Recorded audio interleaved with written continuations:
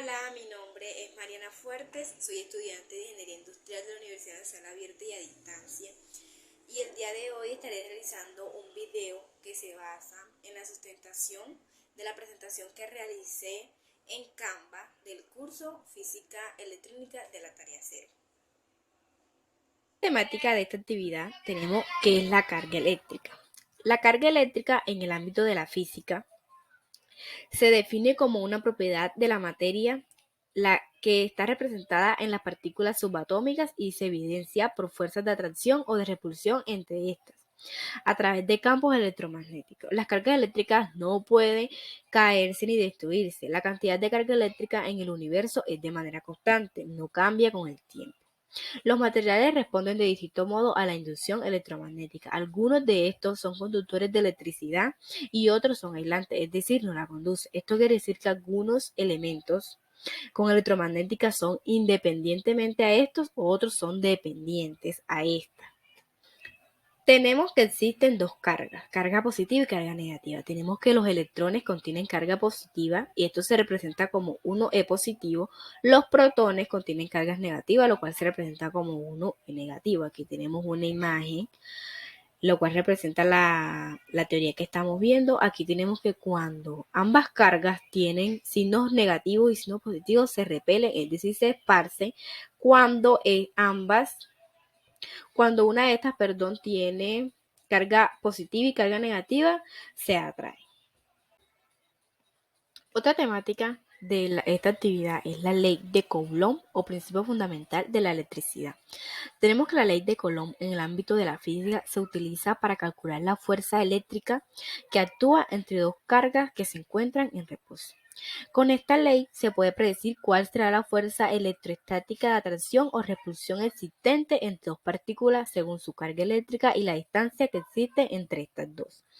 Esta ley fue anunciada por el científico francés Charles-Augustin de Coulomb, el cual vivió de 1736 a 1806, gracias a los resultados de sus experimentos mediante la balanza de torsión.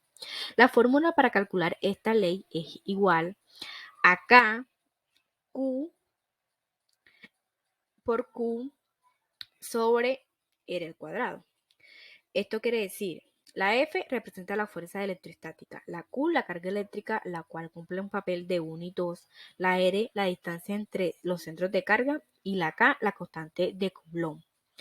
Esta ecuación se aplica exclusivamente en el caso de cargas puntuales, es decir, objetos cargados eléctricamente pero de dimensiones que sean muy pequeñas. Si los objetos cargados tienen dimensiones mensurables, es decir, mayores, es necesario que se dividan en cargas pequeñas y luego sumar las contribuciones de cada una de estas cargas, para lo cual se requiere de cálculo integral. Esto quiere decir que hay que hacer varias operaciones y unir los resultados de estas.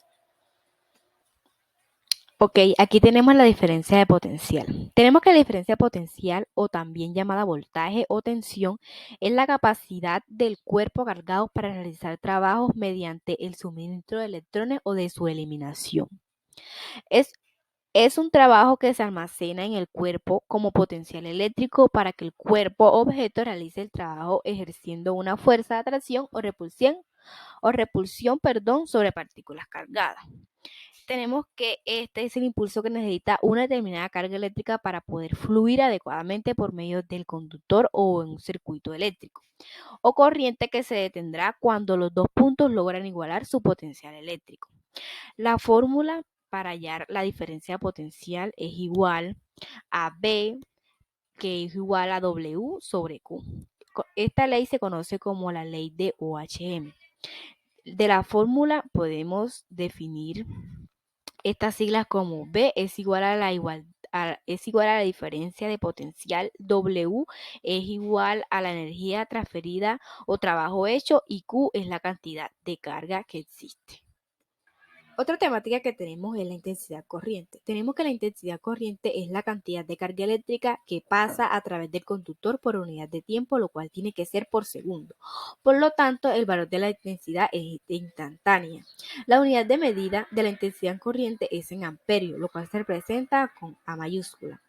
Esta es una de las unidades fundamentales del sistema internacional. Un amperio es una medida razonable para las corrientes existentes en la industria. Su fórmula es igual a I, lo cual es igual a Q sobre T. Tenemos que I es la intensidad expresada en amperios, Q la carga eléctrica expresada en coulomb y T es el tiempo lo cual se expresa en segundos.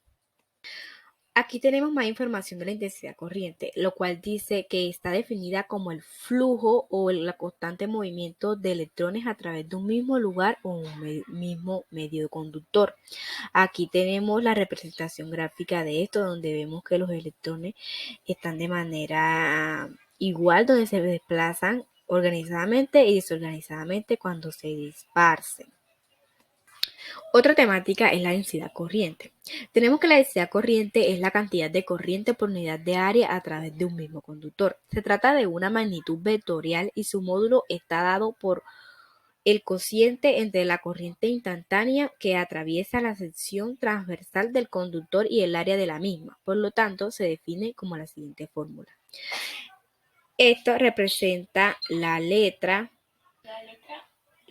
delta, lo cual es igual a I sobre A. Tenemos que la letra delta se define como la densidad corriente, la I como la corriente eléctrica y la A como el área o la superficie.